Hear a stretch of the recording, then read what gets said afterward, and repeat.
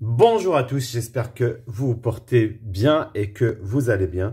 Pour l'Aïd, nous allons faire une recette très simple, donc un gâteau qui ne cuit pas, il est très rapide, économique et très simple à faire. Donc nous aurons besoin toujours, comme vous voyez, avec la même mesure, les bols sont tous de la même contenance. Un bol donc de poudre de lait, un bol de farine, un bol de beurre, un bol d'amandes que j'ai moulu et fait griller, torréfier pour que ça donne du goût, un bol de sucre glace, des amandes que j'ai grillées pour faire un rappel qu'il y a des amandes dans le gâteau. Vous pouvez remplacer les amandes par d'autres fruits secs.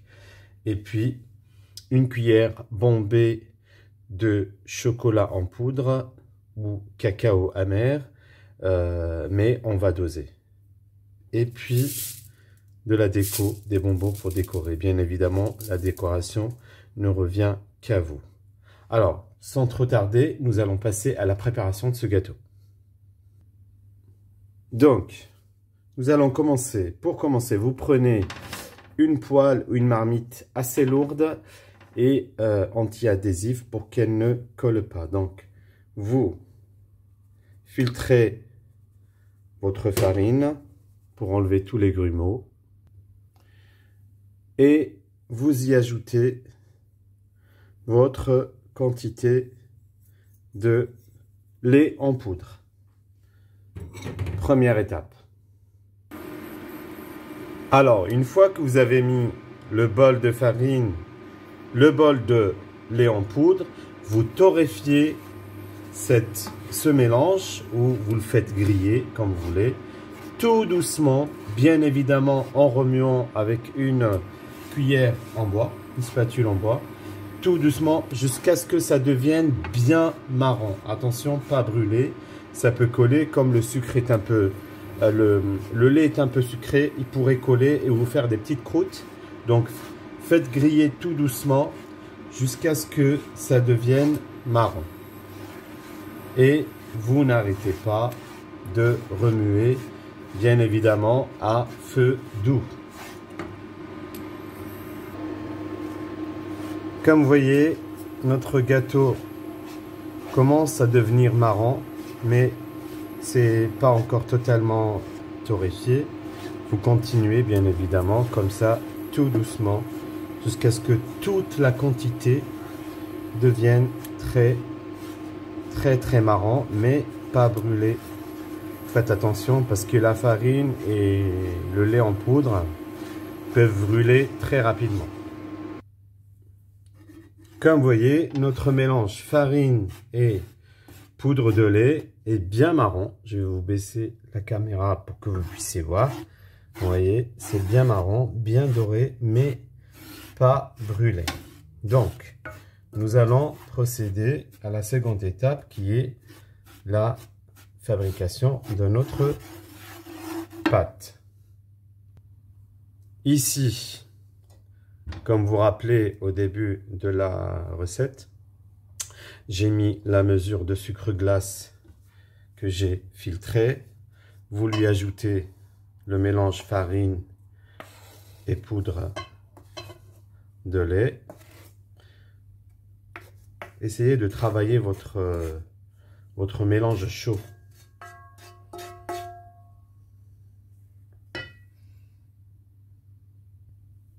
Alors, on mélange nos ingrédients bien comme il se doit. Tamisez votre sucre glace. On ajoute notre mesure d'amandes torréfiées. Petite astuce ici, je vous invite à ne pas mettre d'arôme. Pour ma part, moi j'en mets pas parce que tout ce mélange, les amandes torréfiées, la farine torréfiée ainsi que le lait torréfié donne un très bon goût ensemble. Donc si vous voulez mettre de la vanille ou autre, ça vous appartient. Mais je vous invite à ne pas mettre d'arôme parce que tous ces ingrédients torréfiés et mélangés ensemble donnent un bon goût. Ici, pour le chocolat en poudre, moi j'ai du cacao, j'en mets un peu, donc la moitié de la cuillère à soupe, si vous vous rappelez.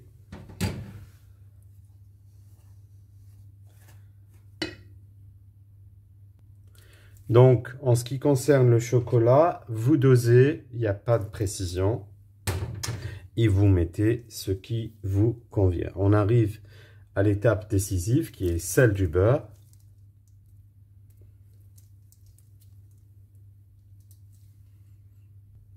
Donc, l'étape du beurre, et comme vous voyez ici, j'ai une mesure.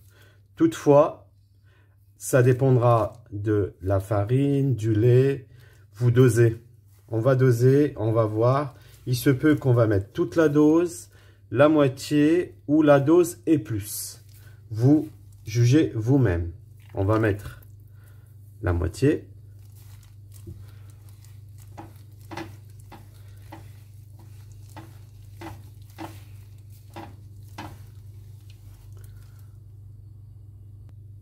Donc, comme vous voyez, avec la moitié du beurre, ça donne cette consistance-là. Donc, on ne peut pas faire une boule. On va en remettre encore la seconde moitié de la moitié. Donc, vous jugez vous-même. Il n'y a pas de précision. C'est un gâteau tout simple. Encore deuxième astuce. Quand vous êtes en train de façonner vos boules, à un moment donné, le beurre, il va figer. Donc, c'est pas grave. Vous mettez votre bol sur un bain-marie, ça va le maintenir tiède et vous allez pouvoir façonner vos boulettes. Et qui sera la dernière étape de notre gâteau. On va rajouter tout ce qui reste. Comme vous voyez, ça commence à se former. Vous avez bien constaté que j'avais mis la totalité de mon bol. Il m'en manque un peu. Donc, je vais en rajouter.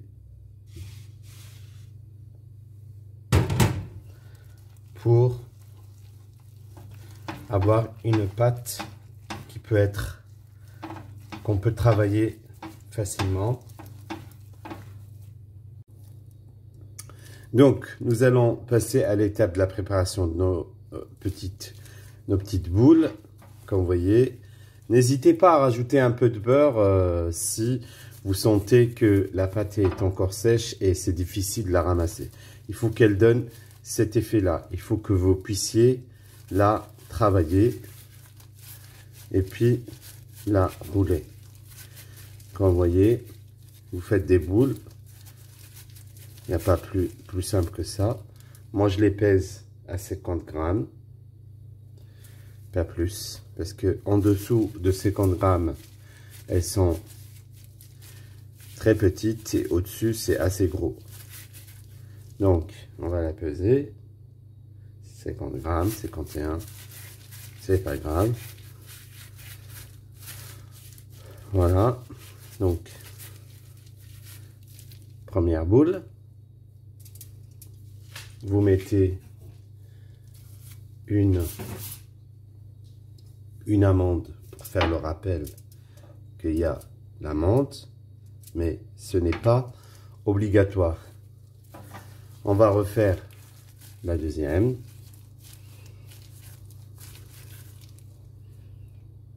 Donc, 60 grammes, on va réduire un peu.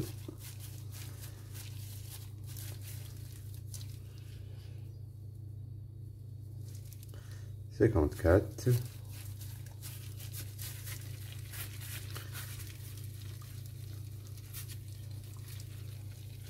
Voilà.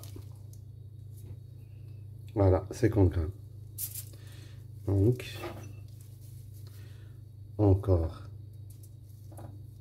vous enfoncez bien votre amande, tout doucement, pour qu'il n'y ait pas de crevasse et que ça ne casse pas votre boule.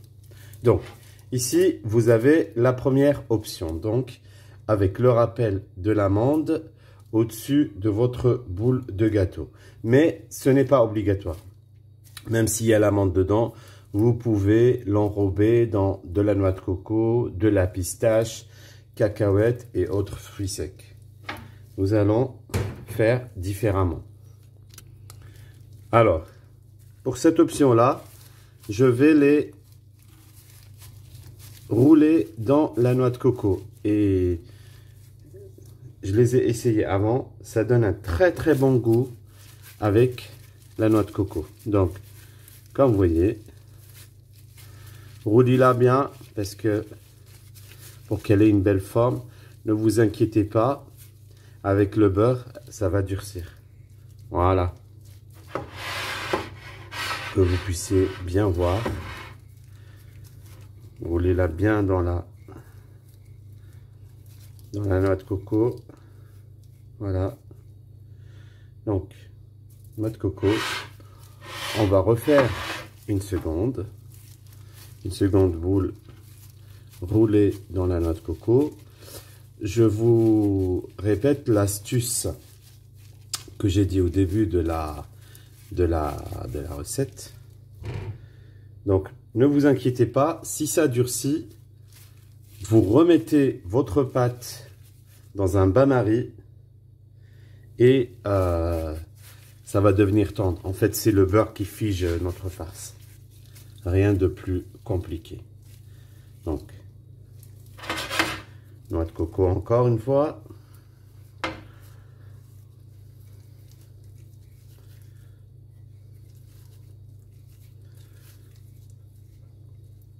Voilà.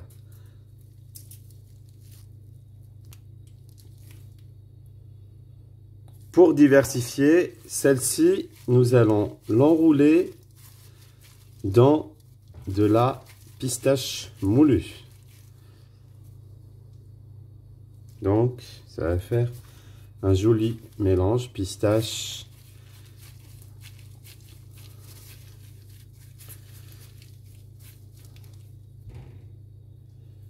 Donc, voilà.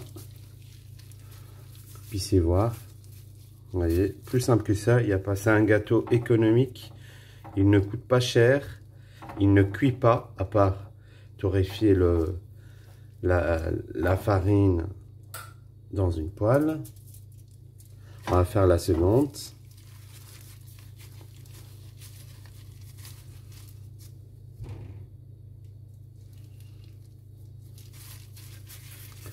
Voilà. C'est un gâteau très très rapide qui prend peu de temps aussi. En 1 heure, vous aurez fait une grosse quantité. Encore la pistache. Voilà. Et nous allons la poser à côté de celle faite à la pistache. Voilà, comme vous voyez, cela sans nature, cela noix de coco et cela pistache.